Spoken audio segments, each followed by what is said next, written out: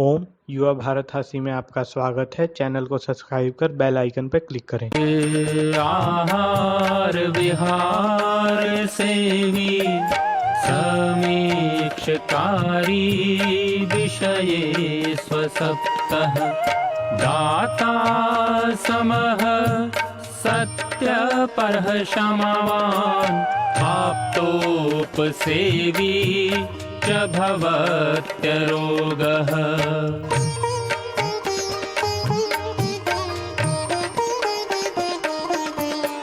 मतिर्वचः कर्म सुखानुबन्धी सत्वं विधेयं विशदा च बुद्धिः ज्ञानं तपः तत्परता च योगे यस्यास्ति तं नानुतपन्ति रोगाः।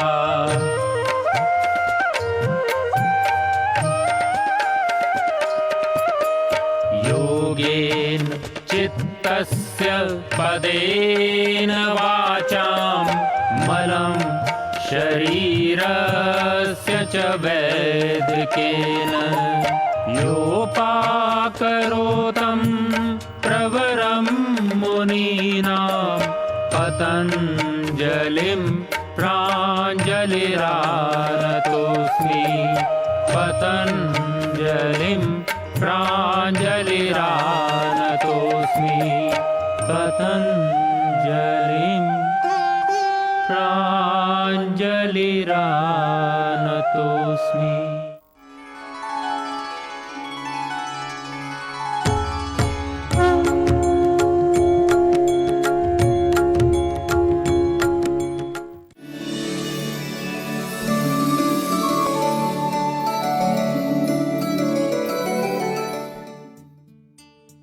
तो बाकी फिर हम रसोई की बात कर रहे हैं, रसोई की चर्चा कर रहे हैं। रसोई की चीज़ों में यदि हम ध्यान डालते हैं तो हमें स्मरण हो आता है मेथी का। मेथी जो है थोड़ी सी कड़वी पर बहुत ही गुणकारी। तो एक चम्मच मेथी को यदि रात को 1 कप पानी में भिगो देते हैं तो सुबह पानी पी लेते हैं तो अद्भुत है डायबिटीज़ के लिए। और उस पानी को पी करके मेथी चबा करके खाइए, डायबिटीज़ में भी लाभ हो जाएगा। डायबिटीज़ की वजह से होने वाली जो कॉम्प्लिकेशंस है उसमें भी हेल्प करेगा, और जो वातज रोग हैं, जॉइंट्स पेन वगैरह उसमें भी हेल्प करेगा, और हार्ट के रोगों में भी लाभ होता है। और इसमें ध्यान रखिए कि जो मेथी को रात को भिगो करके जो सुबह आपको उस पानी को पीना है, मेथी को चबा करके खाने में कड़वी लगे तो उसका एक उपाय है। जैसे आपने मेथी को पानी को पी लिया सुबह, उस मेथी को एक सूती कपड़े में, एक कॉटन में उसको बांध करके पोटली बना करके गीला कर करके उसको टांग दीजिए दिन भर। दिन में चाहे तो एक गर्मी का मौसम है तो 1-2 बार पानी से उसको गीला कर दें। आप अगले दिन तक देखोगे उसमें एक अच्छे बड़े बड़े से अंकुर निकल करके आएंगे। कई बार अंकुरित होने में टाइम लगता है, उस स्थिति में आप 2 दिन तक रखिए। तो आज हमने भिगो दिया, कल नहीं परसों के लिए इतने बड़े बड़े जो है आपकी मेथी, अंकुरित मेथी आपकी तैयार हो जाएगी, मेथी का स्प्राउट तैयार हो जाएगा। तो इस तरह से फिर आपका एक रोटेशन में वो चीज़ बनने लगेगी। तो पानी डेली पीजिए, उसको अंकुरित कर करके फिर आज की पोटली परसों, कल की पोटली परसों, फिर वो रूटीन में आपको हर रोज मिलने शुरू हो जाएगी। तो मेथी कड़वी नहीं लगती है। जो स्प्राउट में थोड़ा सा उसमें नींबू निचोड़ दीजिए, थोड़े से नमक छिड़क दीजिए, और आप स्वयं खा सकते हैं, बच्चों को खिला सकते हैं। और एक तरह से स्प्राउट की तरह से, सलाद की तरह से जब आप भोजन करेंगे या भोजन करते समय आप उसका सेवन करिए। बहुत ही अद्भुत है। मेथी हमने देखा है बहुत ही लाभकारी तत्व है, बहुत ही शरीर के लिए बहुत महत्वपूर्ण है। वो शरीर को डिटॉक्सी भी करता है, हमारे रक्त का शोधन भी करता है। हाँ, मेथी को जब हम डायरेक्ट पाउडर फाँकते हैं, कई लोग उस मेथी को पाउडर कर करके रख लेते हैं, हल्का भून करके उसको ले लेते हैं, पर वो कभी कभी थोड़ी गर्मी कर जाती है। और मैं आपको और भी एक अद्भुत बात बताना चाहता हूँ मेथी के संदर्भ में। जो लोग कॉफ़ी नहीं पीना चाहते हैं, कॉफ़ी का स्वाद चाहते हैं, तो मेथी को हल्का भून लीजिए, भून करके फिर उसके बाद उसको पाउडर कर लीजिए। फिर आप देखिए, आप उसको जो है ना कॉफ़ी के पाउडर के भूनने के बाद में, जैसे कॉफ़ी की तरह से आप कॉफ़ी बनाते हैं उसी तरह से उसको खूब फेंटिए थोड़ा सा दूध में, फिर उसको आप तड़ा लें, फिर आप देखें तो कॉफ़ी तैयार है। ये मेथी की कॉफ़ी किसी को पता भी नहीं चलेगा। तो थोड़ी थोड़ी कॉफ़ी की स्वाद भी, थोड़ी सी कड़वाहट भी और लाभकारी भी, जो कैफीन है, जो कॉफ़ी का दोष है, उससे भी आप बचेंगे। तो इस तरह से हम अपने देसी द्रव्यों को, हमारी प्राकृतिक चीज़ों को भी कई तरह से हम प्रयोग कर सकते हैं।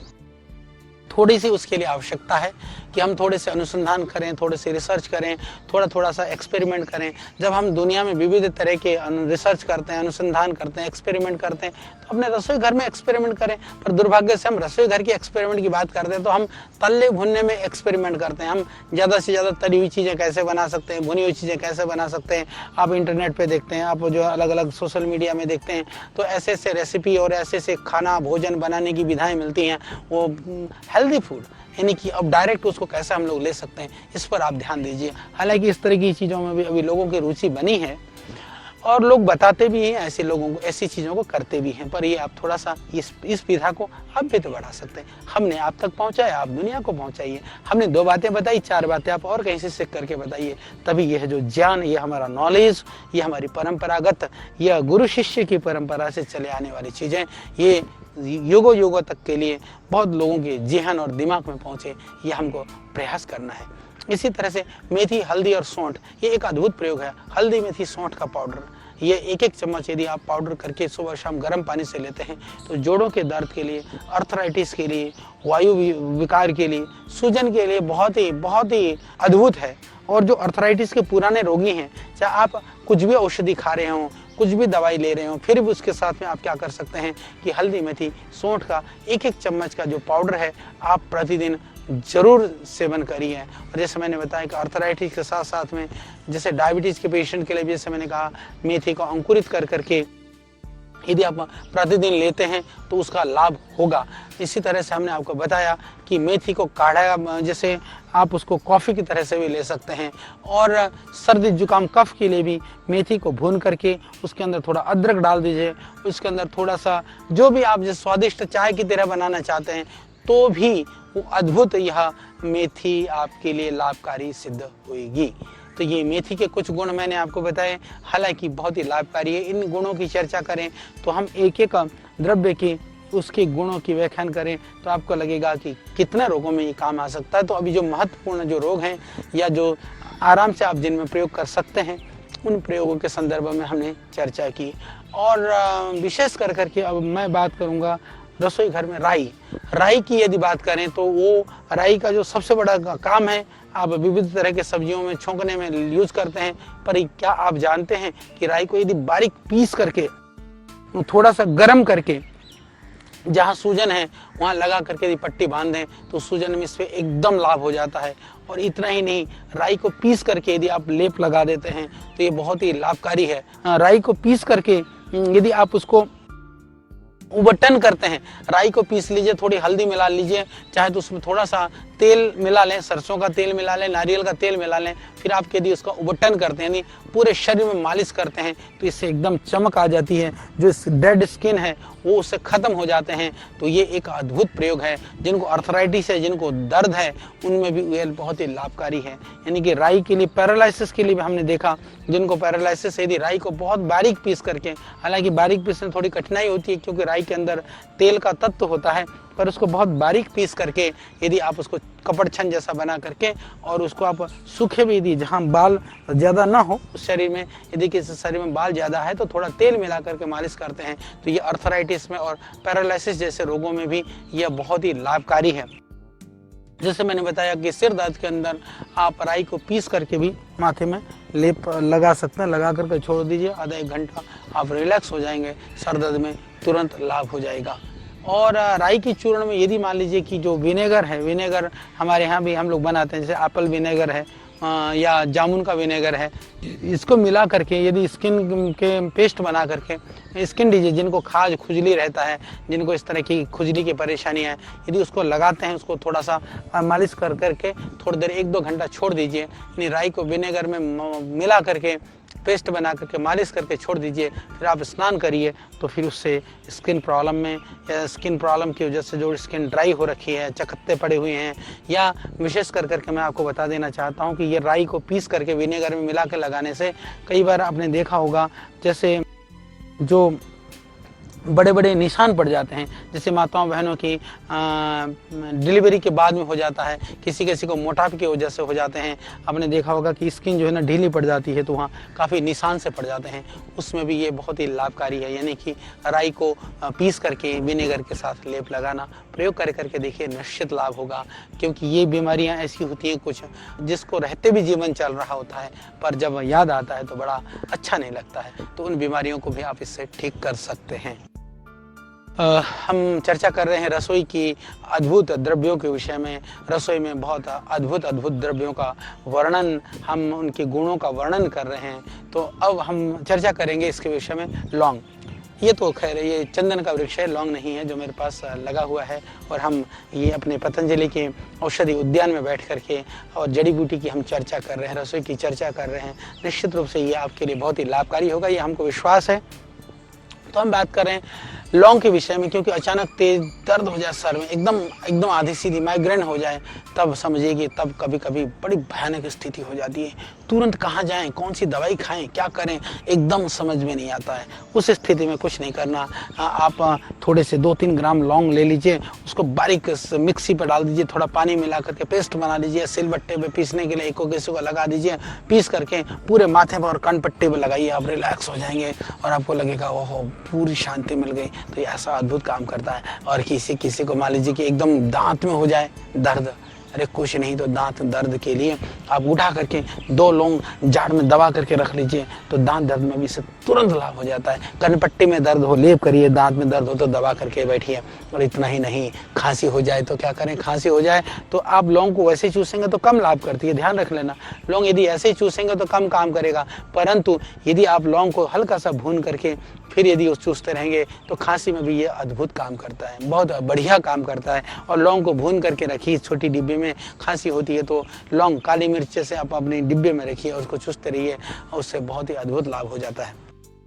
और कई बार ऐसे छोटे छोटे फोड़े हो जाते हैं, नासूर हो जाता है, फिर भी जो है ना वो न तो पकता है ना तो सूखता है, वो बड़ा दर्द करता है। ऐसी स्थिति में भी हम लौंग का प्रयोग कर सकते हैं। क्या करें, 4-5 लौंग को पीस लीजिए, अच्छी तरह से पीस करके पेस्ट बना करके उसके मुंह को छोड़ करके, मुंह मतलब होता है जहाँ से वो पस फट करके निकलने की संभावना रहती है, उसको छोड़ करके बाकी में लगा दीजिए, तो वहाँ से पस निकल करके वो, क्योंकि पूरे जो फोड़ा है, उस जो फुंसी है, उस फुंसी को धीरे धीरे चारों तरफ से दबाएगा, अपने हिसाब से धीरे धीरे दबाएगा, तो इससे तुरंत लाभ हो जाता है। उसके साथ में थोड़ी सी यदि हल्दी को भी मिला करके, हल्दी को पीस करके भी आप उसमें लगाना चाहें तो वो भी बहुत ही लाभ करता है। तो जैसे मैंने बताया कि एकदम जाड़ दर्द के लिए कहीं पर भी मुंह में रखेंगे तो, और इतना ही नहीं है, एक जो लौंग का जो लाभ है, लौंग का लाभ दूसरा ये भी कि जो मुख के दुर्गंध के लिए लौंग, यदि किसी के शरीर में से, किसी मुंह में से विशेष करके दुर्गंध आता हो तो लौंग बहुत ही लाभकारी है। इलायची का जो प्रभाव है मुंह में थोड़ी देर रहता है, लौंग का प्रभाव ज़्यादा देर तक रहता है।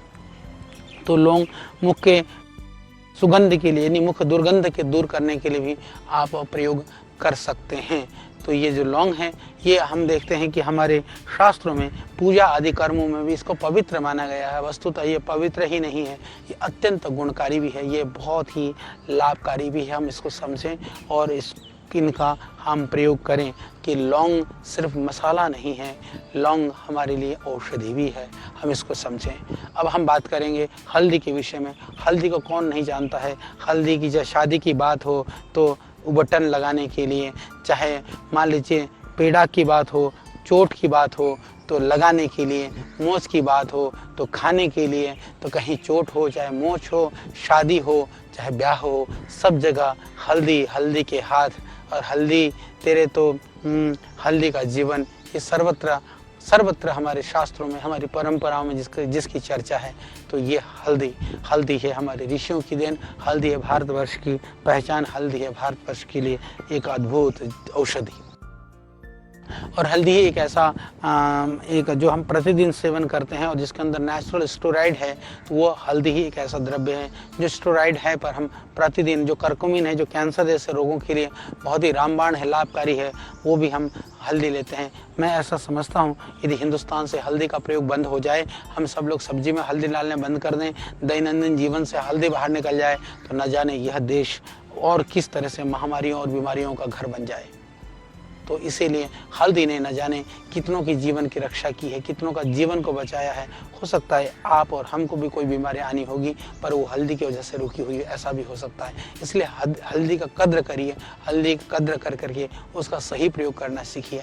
अब हम शुरू करते हैं। हम बात कर रहे थे कि जाड़ के दर्द में लौंग दबाने की बात हम कर रहे थे, तो उस लौंग के साथ साथ मैं आपको बताना चाहता हूँ कि हल्दी, नमक और उसमें सरसों का तेल, हल्दी, नमक, सरसों का तेल मिला करके यदि आप उंगली के साथ में, जैसे तीनों चीज़ को मिला लिया, पेस्ट बना लिया, उंगली के साथ में धीरे धीरे आप मसूड़ों में गम से मालिश करिए, अपने दांतों में मालिश करिए, आगे भी और पीछे, ऊपर भी, नीचे, सब पूरा अच्छी तरह से मालिश कर लीजिए। कम से कम 5 मिनट के लिए आप मालिश कर करके और थोड़ी देर उसको रोक करके रखिए। रोक करके रख करके फिर धीरे धीरे उसको आप उसको बाहर निकाल लीजिए और फिर आराम से कुल्ला कर लीजिए। तो आप देखेंगे जिनको पायरिया है, बिल्कुल मसूड़े गलने की स्थिति में है, उनको भी हमने देखा है। ये प्रयोग आप दिन में 2-3 बार कर सकते हैं। ये बहुत ही लाभकारी है दांतों के लिए, मुख के दुर्गंध के लिए। ये हल्दी का प्रयोग अद्भुत है। सुबह शाम हल्दी का आप सिंधा नमक और सरसों का तेल का पेस्ट करिए, दिन में लौंग को चूसिए, फिर देखिए आपके मुख की कांति और मुख का दुर्गंध की समाप्ति इससे जरूर समाप्ति हो जाएगी। तो हम बात कर रहे हैं हल्दी के विषय में। यदि आप हल्दी को थोड़ा सा भून करके, लगभग 1 चम्मच हल्दी को भून करके सुबह शाम ले लेते हैं, तो उससे जैसे मैंने कहा जो सित पित्त है, जो जिसमें जैसे आर्टिकेरिया जैसी जो बीमारियां हैं, उसमें भी आपको इससे लाभ हो जाता है। और 1 गिलास दूध में यदि आप हल्दी डाल करके लेते हैं, चोट हो, मोच हो, दर्द हो, जिसके भी इससे ठीक हो जाता है। सर्दी हो, जुकाम हो, बैक्टीरिया हो, वायरल हो, इतना ही नहीं, इससे बॉडी का रेजिस्टेंस पावर बढ़ता है। इसको गोल्डन मिल्क कहा जाता है। आज अमेरिका के लोग भी हल्दी डाले हुए दूध को कहते हैं गोल्डन मिल्क।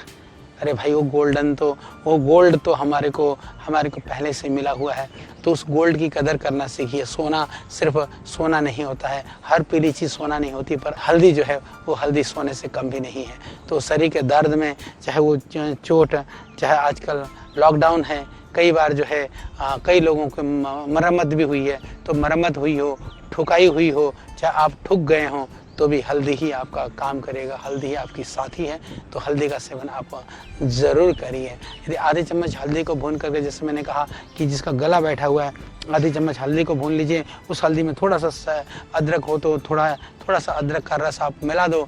मिला करके गला बैठे और खांसी हो तो खटाखट आप उसको जो है मिला करके चाट लीजिए, तो पूरा लाभ हो जाएगा। इसी तरह से कहीं कट जाए, कहीं जल जाए, इवन इतना तक भी यदि कहीं छोटी छोटी चींटियाँ भी आ रही हों, तो आप हल्दी का यदि लाइन खींच दीजिए। वो लक्ष्मण रेखा है पूरी तरह से, न चींटी मरेगी, न कीड़ी मरेंगी, पर उससे आगे हल्दी को क्रॉस करके वो नहीं आती हैं। और यदि हल्दी को क्रॉस करके आ जाए तो समझ लेना हल्दी नकली है। तो ये बहुत ही लाभकारी है। जले में भी, फोले में भी आप लगा सकते हैं। कहीं मोच आ जाए, मोच के लिए भी हल्दी बहुत ही लाभकारी। एक मोटी रोटी को आप पकाइए, उसको पका करके उसके ऊपर थोड़ा सरसों का तेल लगाइए, हल्दी डाल दीजिए, डाल कर उसको बांध देते हैं, तो मोच में बांधने से सूजन में और मोच में तुरंत लाभ हो जाता है। और चेहरे की जो झाइयाँ हैं, फुंसियाँ हैं, हल्दी, चंदन, नीम, हल्दी, चंदन, नीम प्रचार, हम हल्दी, चंदन, नीम हम साबुन भी बनाते हैं, उसमें डालते हैं, परंतु उसके साथ साथ में बहुत सारी चीज़ें भी उसमें पड़ी होती हैं। इसलिए चेहरे की झाइयाँ और चमक चाहिए, हल्दी, चंदन और नीम। इसको नीम की पत्तियां मंगाइए, चंदन की लकड़ी मंगाइए, हल्दी की गांठ मंगा करके घिस करके चेहरे पर मलिए, फिर देखिए क्या चेहरे की सुंदरता बढ़ती है, कैसे फुंसियाँ ठीक होती हैं। एक अद्भुत प्रयोग है। अब हम कुछ रसोई की बात है तो हींग की बात कर सकते हैं। छोटा से छोटा बच्चा हो तो हींग को पीस करके नाभि में लगा देते हैं, तो उससे क्या हो जाता है कि आफरा है, दर्द है, उसमें तुरंत लाभ हो जाता है।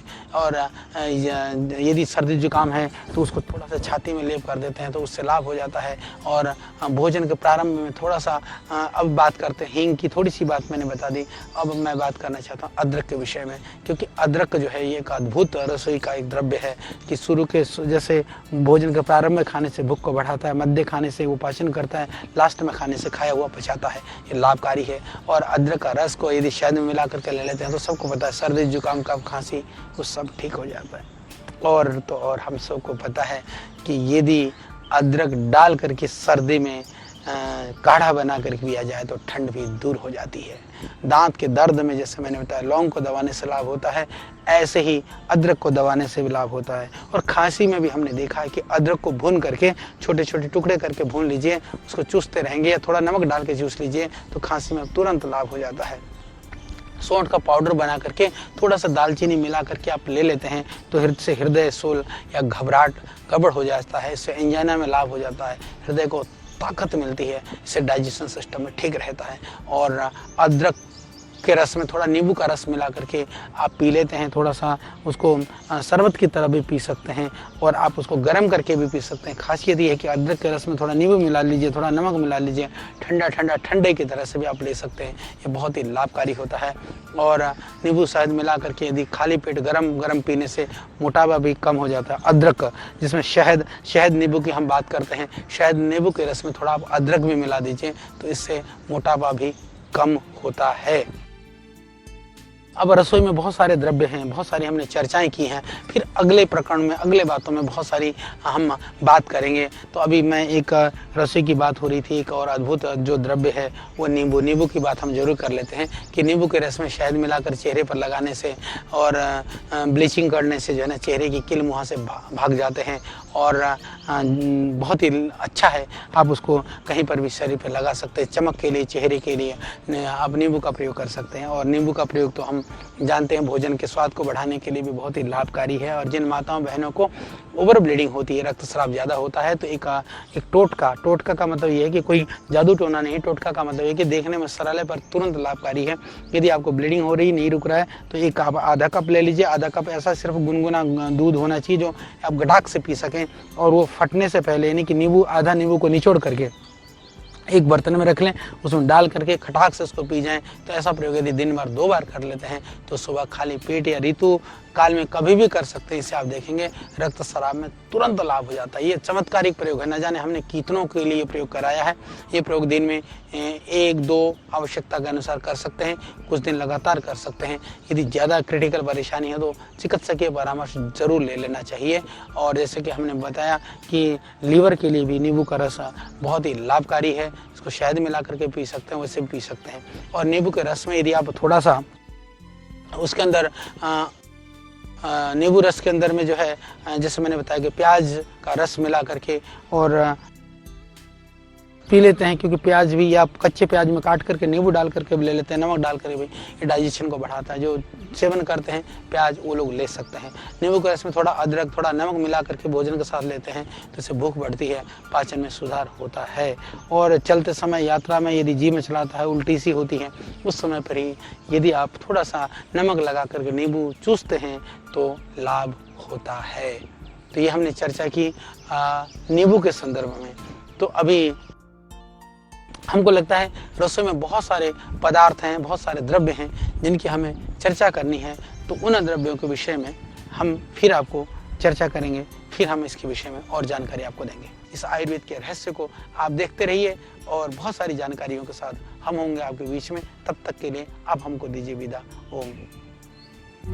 ऋषियों के ज्ञान से लेकर प्रकृति के वरदान तक, आयु के विज्ञान से लेकर आयुर्वेद के सिद्धांत तक, प्राचीन चिकित्सा पद्धति के हर पहलू का प्रासंगिक विवेचन। ऋषिकल श्रद्धेय आचार्य बालकृष्ण जी द्वारा सरल भाषा में स्वरचित सृजन, हिंदी, अंग्रेजी सहित विश्व के 70 से अधिक भाषाओं में लाखों की संख्या में प्रकाशित बेस्ट सेलर अद्वितीय ग्रंथ आयुर्वेद सिद्धांत रहस्य। आज ही घर लाएं। आयुर्वेद से स्वस्थ जीवन का आधार पाएं।